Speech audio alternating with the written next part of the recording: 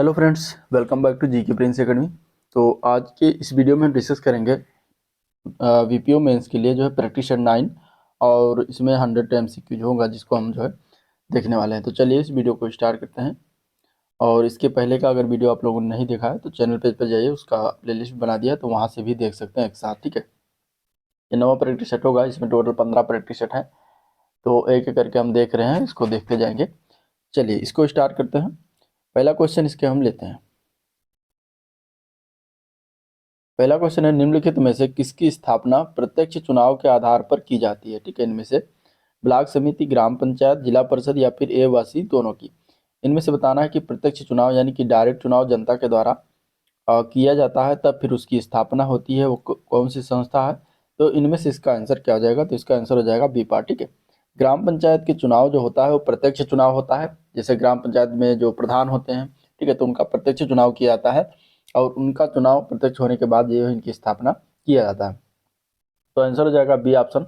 और ब्लॉक समिति का चुनाव ग्राम पंचायत के सदस्यों के द्वारा जो है किया जाता है। ठीक है, तो इस तरीके से आंसर बी पार्ट हो जाएगा। नेक्स्ट क्वेश्चन, पंचायती राज संस्थाओं को 29 कार्यों की सूची किस अनुच्छेद के तहत दिया गया है। ये 29 कार्य हैं या 29 विषय हैं, वो किस अनुच्छेद के तहत प्रदान किया गया है पंचायती राज संस्थाओं को। तो ये दिया गया है अनुच्छेद 243 जी के तहत। ठीक है, अनुच्छेद 243 जी में सूची में जो है पंचायतों के 29 विषय जो है शामिल हैं। और वो कौन सी सूची है, तो वो 11वीं अनुसूची है। ठीक है, 11वीं अनुसूची में 29 विषय शामिल हैं। ये 73वां संविधान संशोधन के तहत जो है इसमें जो है नई सूची अनुसूची जोड़ी गई थी 11वीं। ठीक है, तो उसी से संबंधित अनुच्छेद जो दिया गया है वो 243 जी में दिया गया है। अगला क्वेश्चन देखते हैं। तो संविधान का 73वां संविधान संशोधन के द्वारा पंचायतों को निर्दिष्ट किए जाने वाले कार्य निम्नलिखित में से वर्णित है और कौन सी अनुसूची में वर्णित है। तो अभी ऊपर बताया 11वीं अनुसूची। ठीक है, 11वीं अनुसूची में वर्णन किया गया है, तो आंसर ये पार्ट करेक्ट हो जाएगा 11वीं अनुसूची। नेक्स्ट क्वेश्चन है, पंचायत का कार्यकाल कितना होता है। तो ऑब्वियसली इसका आंसर क्या हो जाएगा, सी ऑप्शन हो जाएगा 5 वर्ष का। पंचायत का कार्यकाल जो होता है वो 5 वर्ष का होता है। और ये किस अनुच्छेद में संविधान के दिया गया है, तो ये दिया गया है 243 के अंगा में। ठीक है, इसमें जो है पंचायतों का कार्यकाल के बात में प्रावधान किया गया है, तो आंसर इसका क्या हो जाएगा, सी पार्ट 5 वर्ष। अगला प्रश्न देखते हैं। संयुक्त प्रांत यानी कि उत्तर प्रदेश में पंचायतों के लिए संयुक्त प्रांत राज अधिनियम कब पारित किया गया था। तो संयुक्त प्रांत राज अधिनियम की बात करेंगे, जब संयुक्त प्रांत आएगा तो उस समय उत्तर प्रदेश का नाम संयुक्त प्रांत था, तब 1947 इसका आंसर हो जाएगा। ठीक है, 1947 इसका आंसर हो जाएगा। 1947 में पारित किया गया था। 15 अगस्त 1947 से पंचायतों की स्थापना शुरू हो गई थी। ठीक है, इसके बाद अगर हम बात करें तो 1952-53 में जब जमींदारी प्रथा उन्मूलन हुई, उसके बाद जो है पंचायती राज प्रणाली क्या थी, सक्रियता में आई थी। उत्तर प्रदेश पंचायती राज अधिनियम 1961 विधानसभा द्वारा कब स्वीकार कर लिया गया। ठीक है, जो उत्तर प्रदेश पंचायती राज अधिनियम 1961 आया, ये विधानसभा के द्वारा जो है कब स्वीकार किया गया था। तो इसका आंसर क्या हो जाएगा, करेक्ट आंसर हो जाएगा 19 मई 1961 को। ठीक है, 19 मई 1961 को जो इसको विधानसभा के द्वारा स्वीकार कर लिया गया था। तो आंसर क्या हो जाएगा, इसका ए ऑप्शन करेक्ट हो जाएगा। और अगर हम बात 1961 को स्वीकार कर लिया गया था, और ये भारतीय संविधान के अनुच्छेद 201 के तहत जो है 201 के तहत जो है राष्ट्रपति की स्वीकृति हुई थी 29 नवंबर। ठीक है, 29 नवंबर 1961 को जो है ये राष्ट्रपति से स्वीकृति प्रदान हो गई थी। चलिए नेक्स्ट क्वेश्चन, पंचायत का चुनाव लड़ने के लिए न्यूनतम आयु कितनी होनी चाहिए। तो पंचायत का अगर चुनाव लड़ना है तब न्यूनतम आयु की जरूरत कितनी पड़ती है, तब 21 वर्ष की जरूरत पड़ती है। आंसर बी ऑप्शन करेक्ट हो जाएगा। ठीक है, लेकिन वोट देने के लिए 18 वर्ष। नेक्स्ट क्वेश्चन है, वारियम के सदस्यों को चुनने के लिए प्रत्येक गांव को कितने वार्डों में बांटा जाता था। तो वारियम के सदस्यों को चुनने के लिए प्रत्येक गांव को, इसका आंसर क्या हो जाएगा, इसका आंसर हो जाएगा सी पार्ट। ठीक है, 30 वार्डों में बांटा जाता था। तो आंसर क्या हो जाएगा, सी ऑप्शन करेक्ट हो जाएगा, 30 गांव वार्डों में बांटा जाता था। नेक्स्ट क्वेश्चन है, सन 1882 में एक प्रस्ताव प्रस्तुत किया गया जिससे स्थानीय सुशासन का मैग्ना कार्टा कहा गया। यह प्रस्ताव किसके द्वारा प्रस्तुत किया गया था। तो यह प्रस्ताव दिया गया था रिपन के द्वारा। तो आंसर हो जाएगा डी ऑप्शन, रिपन ने। ठीक है। रिपन ने जब 1882 में प्रस्ताव प्रस्तुत किया गया तो इसे स्थानीय स्वशासन का मैग्ना कार्टा कहा गया। इसे ही स्थानीय स्वशासन का जनक भी कहा जाता है। पंचायती राज दिवस कब मनाया जाता है? पंचायती राज दिवस हर वर्ष 24 अप्रैल को मनाते हैं। आंसर डी ऑप्शन करेक्ट हो जाएगा। ठीक है। नेक्स्ट क्वेश्चन है, तहसील स्तर पर सरकारी निकायों को क्या कहा जाता है? तो तहसील स्तर पर अगर हम देखा जाए तो पंचायत समिति के नाम से जानते हैं। आंसर ए पार्ट करेक्ट हो जाएगा। ठीक है, पंचायत समिति के नाम से उनको जाना जाता है तहसील स्तर पर। अगला क्वेश्चन है, भारतीय संविधान के किस अनुच्छेद के तहत पंचायती राज की त्रिस्तरीय व्यवस्था का प्रावधान किया गया है? तो वो है अनुच्छेद 243 का खा। अनुच्छेद 243 के खा में पंचायती राज की त्रिस्तरीय प्रणाली ग्राम स्तर पर ग्राम पंचायत, खंड स्तर पर पंचायत समिति और जिला स्तर पर जिला परिषद की व्यवस्था किया गया है। ग्राम प्रधान से सवाल जवाब करने का अधिकार किसे प्रदत्त है? तो ग्राम प्रधान से सवाल जवाब कर सकता है ग्राम पंचायत सदस्य। ठीक है, तो आंसर का क्या हो जाएगा? बी पार्ट हो जाएगा। ग्राम पंचायत सदस्यों की भूमिका पंचायतों में महत्वपूर्ण होती है। उनके पास ग्राम प्रधान से सवाल पूछने का अधिकार होता है। ग्राम पंचायत में आबादी के आधार पर कम से कम 9 और अधिक से अधिक 15 सदस्य होते हैं। किसी ग्राम पंचायत में जिसकी संख्या 1000 है, कितने सदस्य होंगे? तो ऐसे कोई ग्राम पंचायत है जिसकी संख्या अगर 1000 है तो उसमें टोटल 9 सदस्य होंगे। ठीक है, 0 से लेकर 500 जनसंख्या तक 5 सदस्य होंगे, और 0 से लेकर अगर 1000 तक जनसंख्या है तो उसमें कितने सदस्य होंगे? 9 सदस्य होंगे। ठीक है, अब अगर हम बात करें इसमें तो 9 सदस्य हो गए।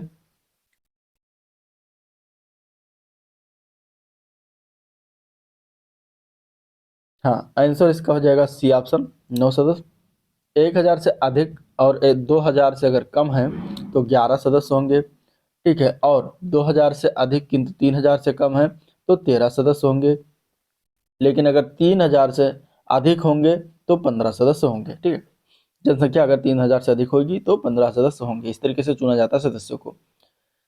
ग्राम पंचायती राज व्यवस्था उत्तर प्रदेश के अंतर्गत क्या सम्मिलित है इनमें से? तो देखिए, उत्तर प्रदेश में जो पंचायती राज व्यवस्था है त्रिस्तरीय है। त्रिस्तरीय में कौन कौन सा आता है? तो ग्राम पंचायत, क्षेत्र पंचायत, जिला पंचायत। तो आंसर हो जाएगा डी ऑप्शन, उपयुक्त सभी। पंचायतों का चुनाव राज्य निर्वाचन आयोग द्वारा कब कराया जा रहा है? तो पंचायतों का चुनाव राज्य निर्वाचन आयोग द्वारा कब से कराया जा रहा है? तो ये 1995 से करवाया जा रहा है। तो आंसर सी ऑप्शन हो जाएगा। भारतीय संविधान का अनुच्छेद 243 संबंधित है, किससे संबंधित है? तो यह संबंधित है पंचायतों के लिए निर्वाचन आयोग से। ठीक है, आंसर हो जाएगा बी ऑप्शन। अगला क्वेश्चन है, निम्नलिखित में से असत्य कथन पहचानिए। असत्य कथन इसमें से बताना है कि कौन सा हो जाएगा। तो इसके अगर हम आंसर की बात करेंगे तो देखिए, पहला जो ऑप्शन दिया गया है वो दिया गया है प्रत्येक पंचायत अपने प्रथम अधिवेशन के लिए नियत तारीख से 5 वर्ष तक बनी रहेगी, जो कि करेक्ट है। दूसरा दिया गया है कि पंचायत अपनी अवधि से पूर्व भी विघटित हो सकती है, तो ये भी सही है। तीसरा है पंचायत के विघटन की तारीख से 6 माह की अवधि पूर्व पंचायत का चुनाव कराया जाना चाहिए, ये भी सही है। चौथा है विघटित पंचायत की शेष अवधि 1 वर्ष से कम है तो कोई निर्वाचन कराना आवश्यक नहीं है, जो कि गलत है। ऐसा नहीं है, शेष अवधि से अगर 1 वर्ष कम है तब भी निर्वाचन कराना आवश्यक है। ठीक है, यदि पंचायत का विघटन हो जाता है तो शेष अवधि 6 माह से कम है तो निर्वाचन कराना आवश्यक नहीं है, लेकिन अगर 1 वर्ष से कम है तो निर्वाचन करवाना आवश्यक हो जाता है। तो डी पार्ट गलत हो जाएगा, बाकी सारे सही है। अगला क्वेश्चन देखते हैं। पंचायत के सभी स्थान पंचायत क्षेत्र में प्रादेशिक निर्वाचन क्षेत्रों से प्रत्यक्ष निर्वाचन द्वारा चुने गए व्यक्तियों से भरे जाएंगे। ये प्रावधान संविधान के किस अनुच्छेद में? तो ये प्रावधान संविधान के किस अनुच्छेद में दिया गया है? तो इसका आंसर क्या आ जाएगा? इसका आंसर हो जाएगा बी पार्ट। 243 के ग के 2 में के अनुसार किसी पंचायत के सभी स्थान पंचायत क्षेत्र में प्रादेशिक निर्वाचन क्षेत्रों से प्रत्यक्ष निर्वाचन द्वारा चुने हुए व्यक्तियों से भरे जाएंगे। अगला क्वेश्चन है, पंचायतों के प्रत्येक ग्राम पंचायत में कम से कम एक अनुसूचित जाति की महिला को प्रतिनिधित्व किस वर्ष प्रदान किया गया? तो यह प्रदान किया गया था 1988 में। आंसर सी ऑप्शन हो जाएगा इसका, 1988। ठीक है, नेक्स्ट क्वेश्चन देखते हैं। महात्मा गांधी राष्ट्रीय ग्रामीण रोजगार गारंटी एक्ट ये कब पारित किया गया? तो ये पारित हुआ है 2005 में। ठीक है, पारित हुआ है 2005 में। फरवरी 2006 को इसको शुरुआत डॉक्टर मनमोहन सिंह के द्वारा आंध्र प्रदेश के बंदापाली गांव से किया गया था, नरेगा के। स्वतंत्र भारत में सामुदायिक विकास कार्यक्रम को विशाल ग्रामीण पुनर्निर्माण कार्यक्रम के रूप में कब प्रारंभ किया गया? तो ये प्रारंभ किया गया 1952 में। आंसर इसका हो जाएगा बी ऑप्शन, 2 अक्टूबर 1952 को पेश किया गया था। नेक्स्ट क्वेश्चन देखते हैं। तो स्वच्छ भारत मिशन जो ग्रामीण वाला है, व्यक्तिगत घरेलू शौचालय के लिए केंद्रीय हिस्सा कितना होगा? तो इसका आंसर हो जाएगा बी पार्ट, 60%। ठीक है, 60% रहता है। प्रथम वित्त आयोग के अध्यक्ष कौन थे, उनका नाम क्या था, तो ये पाठ हो जाएगा केसी नियोगी। ठीक है, वित्त आयोग का गठन फर्स्ट टाइम 1951 में किया गया था। भारतीय संविधान के किस अनुच्छेद के अंतर्गत करों को केंद्र द्वारा लगाया गया तथा एकत्र किया जाता है, परंतु वितरण केंद्र और राज्यों के मध्य किया जाता है, तो इसका आंसर हो जाएगा डी ऑप्शन, अनुच्छेद 270। ठीक है, अनुच्छेद 270 के तहत एक चीजें की जाती हैं। नेक्स्ट क्वेश्चन है, यदि ग्राम पंचायत ने कोई कर, शुल्क अथवा उप शुल्क किसी ऐसे व्यक्ति पर जिस पर उसे लगाना चाहिए था नहीं लगाया, तो उसे उस पर लगाने का निर्देश किसके द्वारा दिया जा सकता है, तो ये निर्देश जो देता है वो होता है विहित प्राधिकारी। आंसर ये पार्ट हो जाएगा। ठीक है, यदि विहित प्राधिकारी उसके सामने ये बात लाई जाए कि अगर कोई ऐसा कर या उप शुल्क या अथवा शुल्क रह गया है जो व्यक्ति पर लगाना जाना चाहता और नहीं लग पाया है, तो वो प्राधिकारी ग्राम पंचायत को उन व्यक्तियों पर कर लगाने का निर्देश दे सकता है और ग्राम पंचायत तदुपरांत तदनुसार कार्य करेगी। नेक्स्ट क्वेश्चन है, निम्नलिखित में से किस राज्य की पंचायतें लगभग पूरी तरह से केंद्र व राज्य से हस्तांतरित धन पर निर्भर है, तो यह है उत्तर प्रदेश की। आंसर इसका डी ऑप्शन करेक्ट हो जाएगा। ठीक है, जन्म मृत्यु रजिस्ट्रीकरण अधिनियम 1969 के अनुसार मंडल स्तर पर सर्वोच्च पदाधिकारी कौन होता है, तो मंडल स्तर पर सर्वोच्च पदाधिकारी होता है अपर मुख्य रजिस्ट्रार।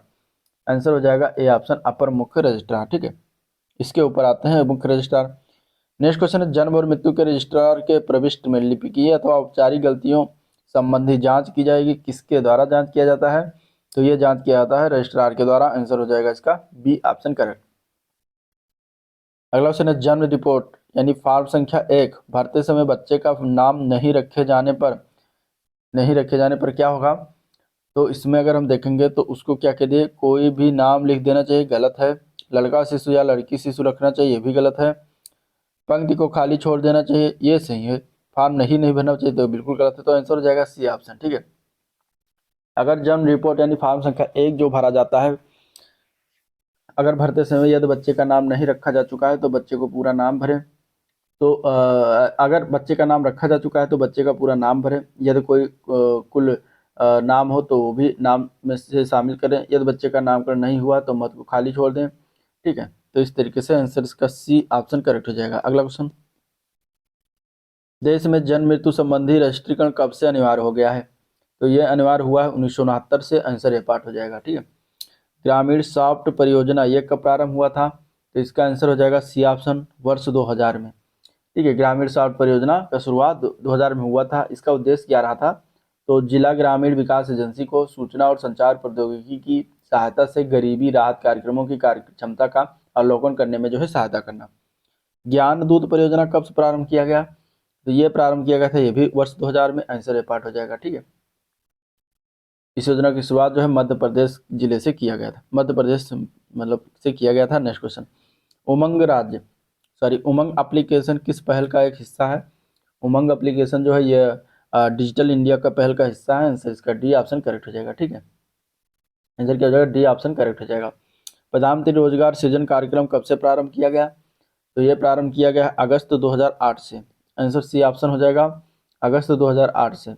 यह एक क्रेडिट लिंक्ड सब्सिडी कार्यक्रम है जिसे एमएसएमई मंत्रालय द्वारा ग्रामीण और शहरी दोनों क्षेत्रों में रोजगार के अवसर पैदा करने के लिए शुरू किया गया था। ठीक है, अगला है, हर घर नल से जल कार्यक्रम की घोषणा किस वर्ष के बजट में किया गया था, तो ये किया गया था 2019-20 के बजट में। तो आंसर हो जाएगा इसका B option correct, 2019-20।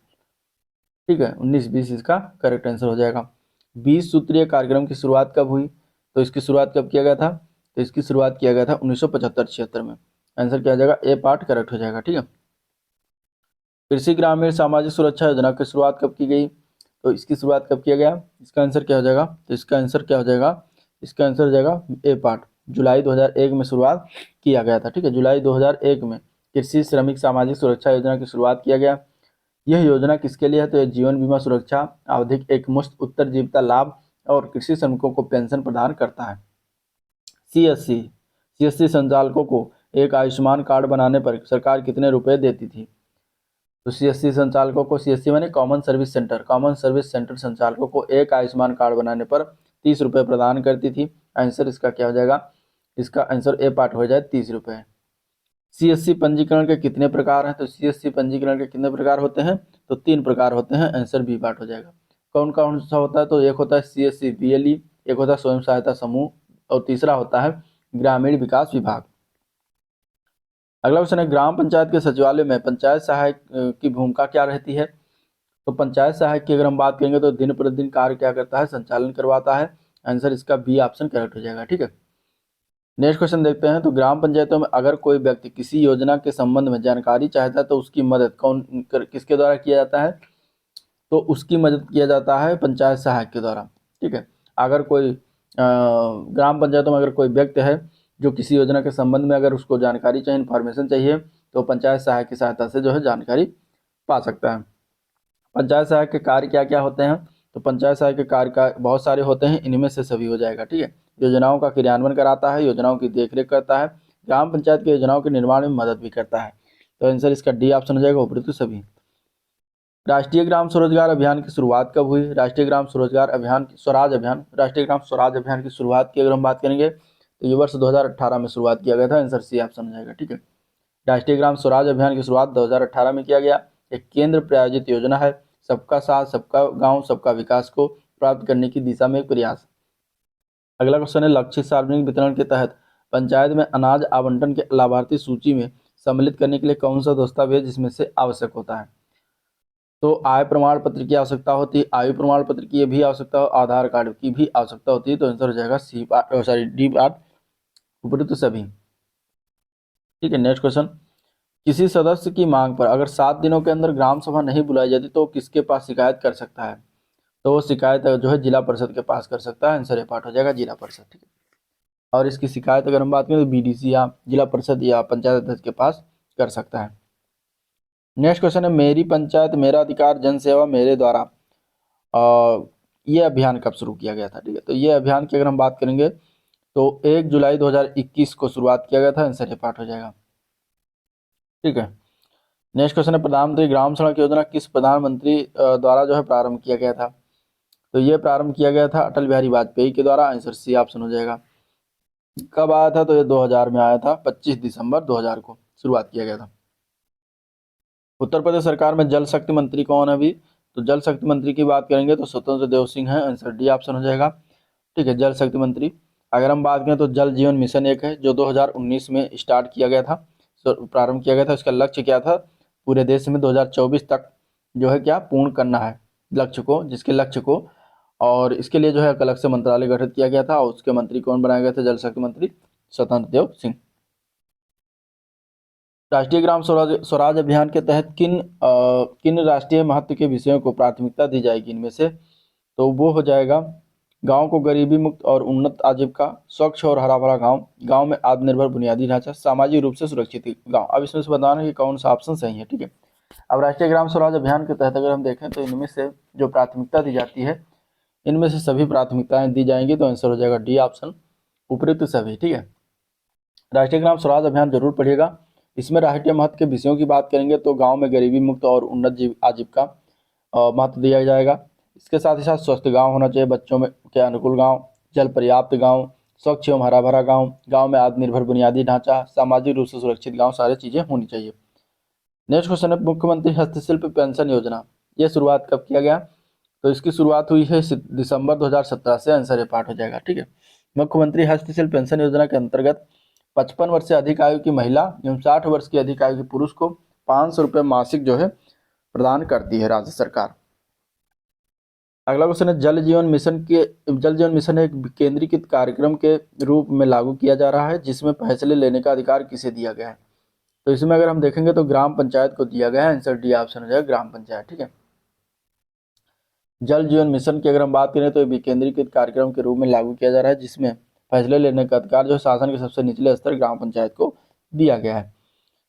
Next question है, इंदिरा आवास योजना किस मंत्रालय के अंतर्गत कार्यान्वित है? तो इंदिरा आवास योजना जो आता है ये ग्रामीण मंत्रालय, ग्रामीण विकास मंत्रालय के अंतर्गत आता है। तो बी पार्ट करेक्ट हो जाएगा। संपूर्ण ग्रामीण रोजगार योजना किस वर्ष शुरुआत किया गया था? तो संपूर्ण ग्रामीण रोजगार योजना जो है शुरुआत हुई थी 2001 में। आंसर ए पार्ट करेक्ट है। ठीक है, आंसर क्या हो जाएगा? ए पार्ट करेक्ट हो जाएगा। और इसका विलय 2006 में, संपूर्ण ग्रामीण रोजगार योजना का विलय 2006 में NREGS में कर दिया गया था। अगला क्वेश्चन में सूची को मिलान करना है, कोई योजनाएं हैं और योजनाओं को मिलान करके बताना है। ठीक है, प्रधानमंत्री ग्राम सड़क योजना की शुरुआत कब हुई, इसको बताना है, इस कौन सा डेट है। तो देखिए प्रधानमंत्री ग्राम सड़क योजना की शुरुआत हुई सन 2001 में, ठीक है, सन 2001 में। तो इस तरीके से ए का जो हो जाएगा वो बी हो जाएगा, ठीक है। स्वजल धारा योजना, स्वजल धारा योजना की शुरुआत हुआ था सन 2002-2003 में, तो बी का 1 हो जाएगा। भारत निर्माण योजना की शुरुआत कब किया था, तो ये 2005-2006 में हुआ था। और प्रधानमंत्री ग्रामोदय योजना की अगर हम बात करेंगे तो ये कब शुरुआत किया था, तो ये हो जाएगा इसका 2001 में। तो आंसर हो जाएगा इसका बी ऑप्शन, ठीक है। नेक्स्ट क्वेश्चन है, हमारी योजना हमारा विकास का संबंध किससे है, तो इसका आंसर क्या हो जाएगा, तो ये पंचायतों के विकास से है। आंसर इसका ए ऑप्शन करेक्ट है। अगला क्वेश्चन देखते हैं, तो आदर्श ग्राम पंचायत के विकास में कौन योगदान देता है इनमें से। तो आदर्श ग्राम पंचायत के विकास में अगर हम देखेंगे तो इन सभी का योगदान होना आवश्यक है, तभी एक आदर्श ग्राम पंचायत बन पाएगी। उसमें ग्राम पंचायत सचिव होगा, ग्राम प्रधान होगा, और सफाई कर्मचारी, ये सभी का जो है होना जरूरी है, ठीक है।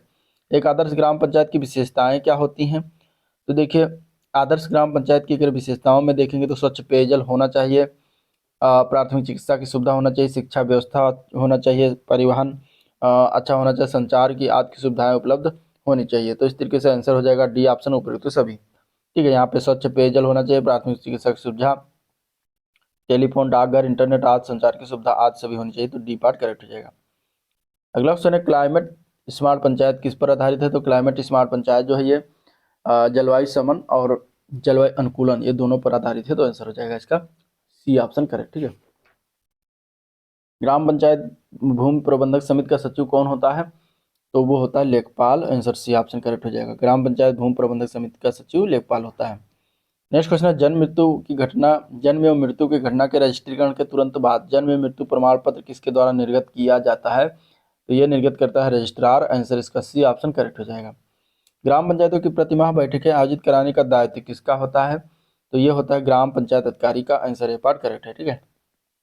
ग्राम सभा की बैठकों में भाग लेने वाले लोगों के लिए बैठने, स्वच्छ पानी और स्वच्छता आदि का प्रबंध कौन करता है, तो यह प्रबंध करता है ग्राम पंचायत अधिकारी। आंसर सी ऑप्शन करेक्ट हो जाएगा। ग्रामीण स्वास्थ्य एवं पोषण दिवस का आयोजन एक महीने में कितनी बार आयोजित किया जाता है, तो एक महीने में अगर हम बात करेंगे तो ये एक बार ही होता है। आंसर इसका बी ऑप्शन करेक्ट है।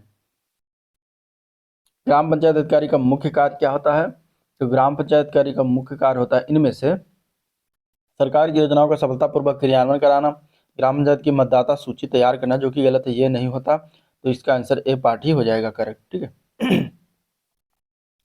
अब हम आ जाते हैं कंप्यूटर पर। अब देखते हैं एक ऐसा डिवाइस जो कंप्यूटर से कनेक्टेड होता है लेकिन कोर कंप्यूटर आर्किटेक्चर का भाग नहीं है, क्या कहलाता है, तो उसको हम कहेंगे, उसको हम क्या कहते हैं, उसको हम कहते हैं पेरीफेरल डिवाइस, ठीक है। उसको हम क्या कहते हैं पेरीफेरल डिवाइस। तो आंसर इसका सी ऑप्शन करेक्ट हो जाएगा।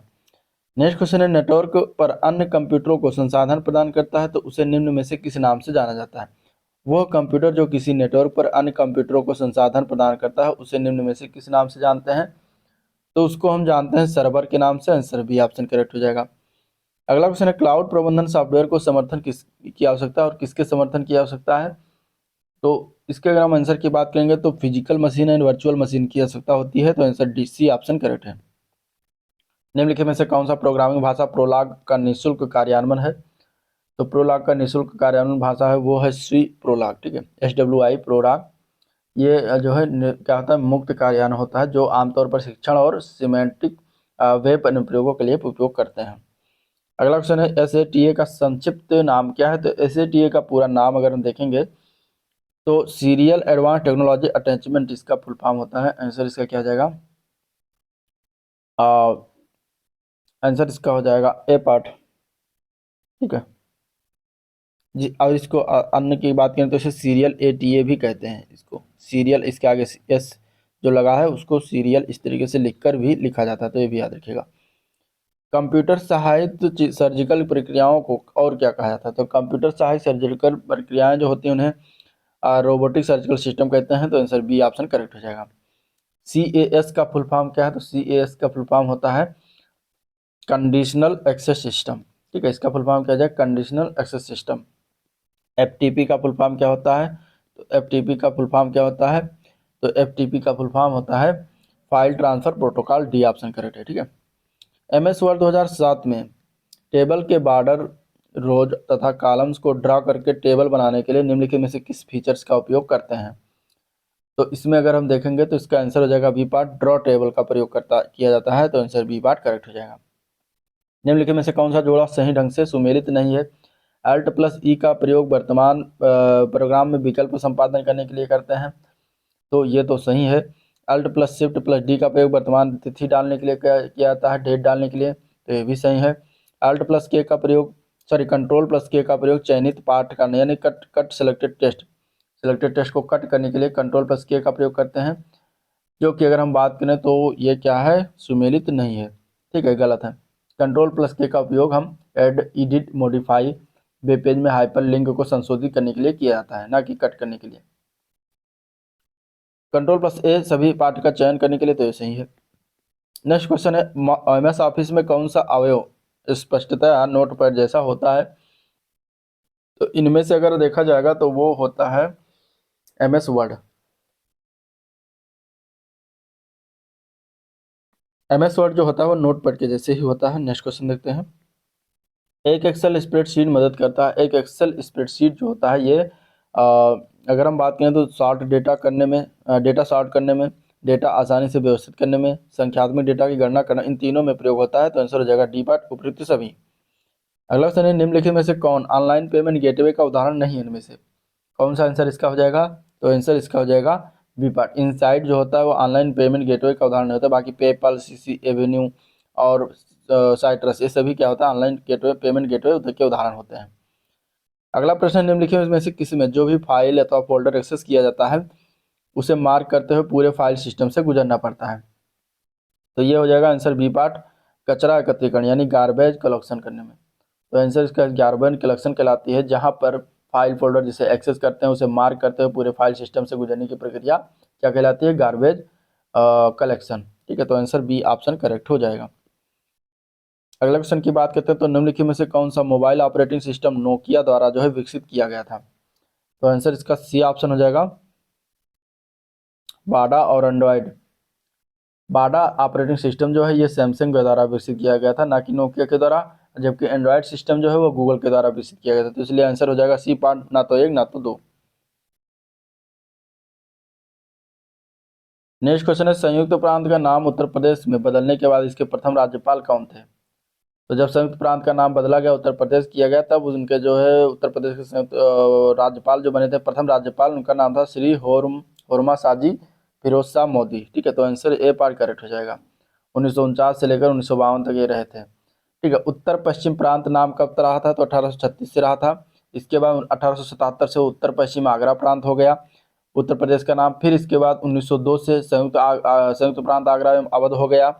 इसके बाद फिर नाम बदला गया 1937 से संयुक्त प्रांत नाम हो गया। इसके बाद फिर लास्ट ने नाम बदला गया 24 जनवरी 1950 से नाम जो बना उत्तर प्रदेश का नाम उत्तर प्रदेश हो गया। ठीक है, इसीलिए 24 जनवरी को हर वर्ष उत्तर प्रदेश दिवस मनाया जाता है 2018 से।